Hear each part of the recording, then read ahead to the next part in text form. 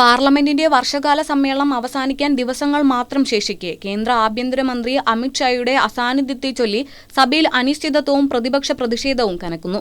സമ്മേളനം ഓഗസ്റ്റ് 13-ന് അവസാനിക്കാനിരിക്കെ അതിനു മുമ്പ് ആഭ്യന്തരമന്ത്രി സഭയിൽ എത്തുമെന്നാണ് ഭരണപക്ഷം വ്യക്തമാക്കുന്നത്. അതേസമയം കേരള സംസ്ഥാനത്തിന്റെ പേര് കേരളം എന്നാക്കി മാറ്റുന്നതിനുള്ള ചരിത്രപരമായ ബില്ലും ദേശീയ സഹകരണ വികസന കോർപ്പറേഷൻ ഭേദഗതി ബില്ലും ഉൾപ്പെടെയുള്ള നിർണായക വിഷയങ്ങൾ ലോക്സഭയുടെ പരിഗണനയ്ക്ക് എത്തുകയാണ്.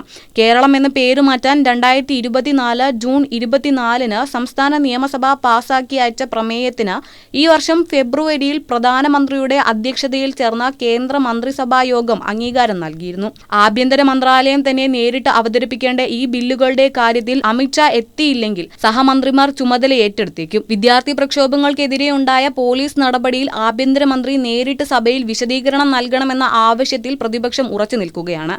ഇതോടൊപ്പം വനിതാ സംവരണവുമായി ബന്ധപ്പെട്ട മണ്ഡല പുനഃസംഘടനയ്ക്കുള്ള ഭരണഘടനാപരമായ ഭേദഗതി ബില്ലിന് ആവശ്യമായ ഭൂരിപക്ഷം ഉറപ്പാക്കാനുള്ള സർക്കാരിന്റെ ശ്രമങ്ങളും തുടരുകയാണ്. സമ്മേളനം അവസാന ഘട്ടത്തിൽ എത്തി നിൽക്കെ നിർണായക ബില്ലുകളുടെ ഭാവി എന്താകുമെന്ന ആകാംക്ഷയിലാണ് പാർലമെന്റ്.